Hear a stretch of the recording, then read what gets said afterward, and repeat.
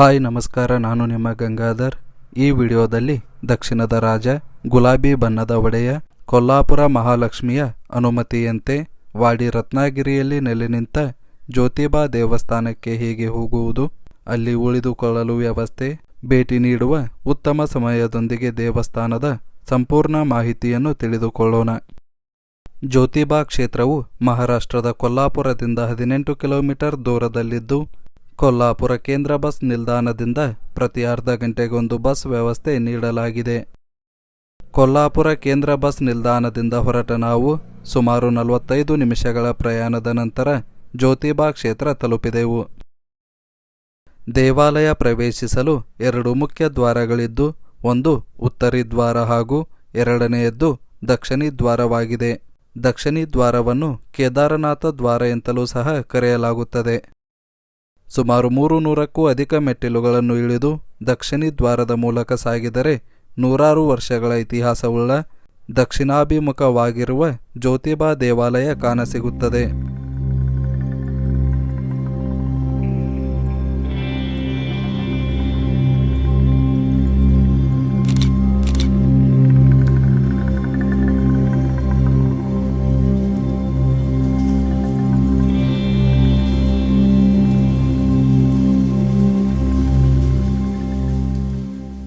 ಬೆಳಿಗ್ಗೆ 4 ಗಂಟೆಯಿಂದ ರಾತ್ರಿ 11 ಗಂಟೆಯವರೆಗೆ ದರ್ಶನಕ್ಕೆ ಅವಕಾಶವಿದ್ದು, ರವಿವಾರವು ಜ್ಯೋತಿಬಾ ದೇವರ ವಾರದ ದಿನವಾಗಿದೆ. ಕಾರಣ ರವಿವಾರ ವಿಶೇಷ ಪೂಜೆ ಸಲ್ಲಿಸಲಾಗುತ್ತಿದ್ದು ಭಕ್ತರ ಸಂಖ್ಯೆ ಅಧಿಕವಾಗಿರುತ್ತದೆ. ಬ್ರಹ್ಮ, ವಿಷ್ಣು, ಮಹೇಶ್ವರರು ಸೇರಿ 3 ಶಕ್ತಿಯ ಪ್ರತಿರೂಪವಾಗಿ ಜ್ಯೋತಿಬಾನನ್ನು ಭೂಮಿಗೆ ಕಳುಹಿಸಿದ್ದರು ಎಂದು ಹೇಳಲಾಗುತ್ತದೆ. ಇದಕ್ಕೆ ಮುಖ್ಯ ಕಾರಣ ವಾಡಿ ರತ್ನಗಿರಿ ಎಂದು ಕರೆಯಲ್ಪಡುತ್ತಿದ್ದ ಈ ಸ್ಥಳದಲ್ಲಿ ರತ್ನಭೋಜ ಹಾಗೂ ರತ್ನಾಸುರರು ಎಂಬ 2 ರಾಕ್ಷಸರು ಈ ಭಾಗದ ಋಷಿಮುನಿಗಳಿಗೆ ತೊಂದರೆ ನೀಡುತ್ತಿದ್ದ ಕಾರಣ ತ್ರಿಮೂರ್ತಿಗಳು ರಾಕ್ಷಸರ ಸಂಹಾರಕ್ಕಾಗಿ ಜ್ಯೋತಿಬಾನನ್ನು ಭೂಮಿಗೆ ಕಳುಹಿಸಿದ್ದರು ಎಂದು ಹೇಳಲಾಗುತ್ತದೆ. ಇನ್ನೂ ಕೆಲ ದಂತಕಥೆಗಳ ಪ್ರಕಾರ ಕೊಲ್ಲಾಪುರ ಮಹಾಲಕ್ಷ್ಮಿಯು ಈ ಭಾಗದಲ್ಲಿದ್ದ ಕೊಲ್ಲಾಸುರ ರಾಕ್ಷಸನೊಂದಿಗೆ ಹೋರಾಡಲು ಸಹಾಯವಾಗಲೆಂದು ಬ್ರಹ್ಮ, ವಿಷ್ಣು, ಮಹೇಶ್ವರರು ಜ್ಯೋತಿಬಾನನ್ನು ಕರವೀರ ಎಂದು ಕರೆಯಲಾಗುತ್ತಿದ್ದ ಈಗಿನ ಕೊಲ್ಲಾಪುರ ಕ್ಷೇತ್ರಕ್ಕೆ ಕಳುಹಿಸಿದ್ದರು ಎಂದು ಹೇಳಲಾಗುತ್ತದೆ. ನಮ್ಮ ಹಿಂದಿನ ವಿಡಿಯೋದಲ್ಲಿ ಕೊಲ್ಲಾಪುರ ಮಹಾಲಕ್ಷ್ಮಿಯ ದೇವಸ್ಥಾನದ ಬಗ್ಗೆ ವಿಡಿಯೋ ಮಾಡಿದ್ದು, ತಾವುಗಳು ಆ ವಿಡಿಯೋ ಸಹ ವೀಕ್ಷಿಸಬಹುದು. ಹೀಗೆ ಜ್ಯೋತಿಬಾ ಕೊಲ್ಲಾಪುರ ಮಹಾಲಕ್ಷ್ಮಿಗೆ ಸಹಾಯ ಮಾಡಿ ಅವಳ ಅನುಮತಿ ಪಡೆದು ಈ ಭಾಗದ ರಕ್ಷಣೆಯ ಜವಾಬ್ದಾರಿಯೊಂದಿಗೆ ವಾಡಿ ರತ್ನಗಿರಿಯಲ್ಲಿ ಬಂದು ನೆಲೆಸಿದ ಎಂಬ ಇತಿಹಾಸವಿದೆ.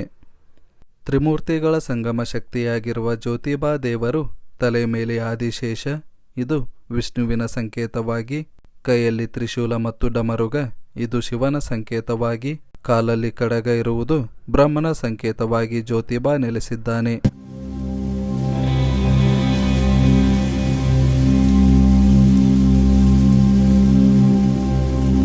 चांग भलर देवा चांग भलर ज्योतिबाच्या नावानं सांग भलर. ದೇವಾಲಯದಲ್ಲಿ ಪ್ರತಿದಿನ ಅನ್ನಪ್ರಸಾದದ ವ್ಯವಸ್ಥೆ ಇದ್ದು, ಚೈತ್ರ ಮತ್ತು ವೈಶಾಖ ಮಾಸದ ಜಾತ್ರೆಯ ಸಂದರ್ಭದಲ್ಲಿ ಹಗಲು ರಾತ್ರಿ ಎನ್ನದೆ 24 ಗಂಟೆಯೂ ಅನ್ನ ಸಂತರ್ಪಣೆ ಮಾಡಲಾಗುತ್ತದೆ. ದೇವಾಲಯದ ನಿರ್ಮಾಣ ಮತ್ತು ಇತಿಹಾಸದ ಬಗ್ಗೆ ತಿಳಿಯುವುದಾದರೆ, ಮೂಲ ಜ್ಯೋತಿಬಾ ದೇವಾಲಯವನ್ನು ನಾವಜಿ ಸಾಯ ನಿರ್ಮಿಸಿದ್ದಾಗಿಯೂ ಹಾಗೂ 1730ರಲ್ಲಿ ಗ್ವಾಲಿಯರ್ನ ರಾಜ ರಾಣೋಜಿ ಸಿಂಧೆ ದೇವಾಲಯವನ್ನು ಮತ್ತಷ್ಟು ಅಭಿವೃದ್ಧಿಪಡಿಸಿದೆ ಎಂದು ಹೇಳಲಾಗುತ್ತದೆ. ಜ್ಯೋತಿಬಾ ಗರ್ಭಗುಡಿಗೆ ಹೊಂದಿಕೊಂಡಂತೆ ಕೇದಾರೇಶ್ವರ ದೇವಾಲಯ ಹಾಗೂ ರಾಮಲಿಂಗೇಶ್ವರ ದೇವಾಲಯವಿದ್ದು, ರಾಮಲಿಂಗ ದೇವಸ್ಥಾನವನ್ನು 1780ರಲ್ಲಿ ಮಲ್ಜಿ ನಿಕ್ಕಂ ಪನ್ನಾಲ್ಕರ್ ಕಟ್ಟಿಸಿದನು ಹಾಗೂ ಕೇದಾರೇಶ್ವರ ದೇವಾಲಯವನ್ನು 1808ರಲ್ಲಿ ದೌಲತ್ರಾವ್ ಸಿಂಧೆ ನಿರ್ಮಿಸಿದ ಎಂದು ಹೇಳಲಾಗುತ್ತದೆ. ಇದೇ ಕಾರಣಕ್ಕಾಗಿ ದೇವಾಲಯದ ಮೇಲೆ 3 ಗೋಪುರಗಳನ್ನು ಕಾಣಬಹುದು. ಹೀಗೆ ಕೈಯಲ್ಲಿ ಅಮೃತ ಪಾತ್ರೆ ಹಿಡಿದು ಕುದುರೆ ಮೇಲೆ ಕುಳಿತ ಜ್ಯೋತಿಬಾ ವಿಗ್ರಹವು 4.5 ಅಡಿಯಷ್ಟು ಎತ್ತರವಿದ್ದು ಸ್ವಯಂ ನಿರ್ಮಿತ ವಿಗ್ರಹವಾಗಿದೆ.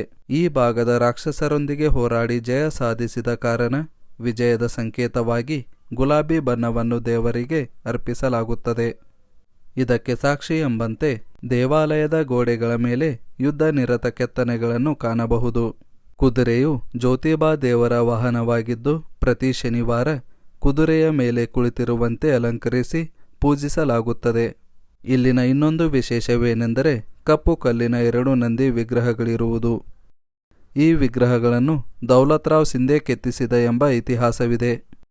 ಜ್ಯೋತಿಬಾ ಹೆಸರಿನಲ್ಲಿ ಎಲ್ಲವೂ ಒಳ್ಳೆಯದಾಗಲಿ ಎಂಬ ಘೋಷವಾಕ್ಯ ಹೊಂದಿದ ಜ್ಯೋತಿಬಾ ವಿಗ್ರಹ ಜಮದಗ್ನಿ ಕೋಪದ ಒಂದು ಭಾಗವಾಗಿ 12 ಸೂರ್ಯರ ಪ್ರಕಾಶದ ಸಂಕೇತವಾಗಿ ವಾಡಿ ರತ್ನಗಿರಿಯಲ್ಲಿ ಭವ್ಯ ಮಂದಿರ ನಿರ್ಮಿಸಲಾಗಿದೆ.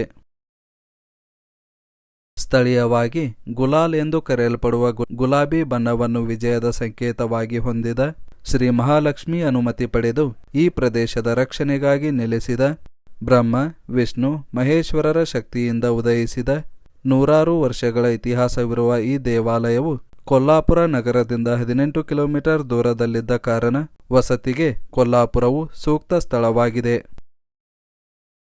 ನೀವೇನಾದರೂ ಜ್ಯೋತಿಬಾ ಕ್ಷೇತ್ರಕ್ಕೆ ಹೋಗಬಯಸಿದರೆ ಈ ಕ್ಷೇತ್ರವು ಬೆಳಗಾವಿಯಿಂದ 137 ಕಿಲೋಮೀಟರ್, ಬಾಗಲಕೋಟೆಯಿಂದ 225 ಕಿಲೋಮೀಟರ್, ವಿಜಯಪುರದಿಂದ 190 ಕಿಲೋಮೀಟರ್ ದೂರದಲ್ಲಿದೆ.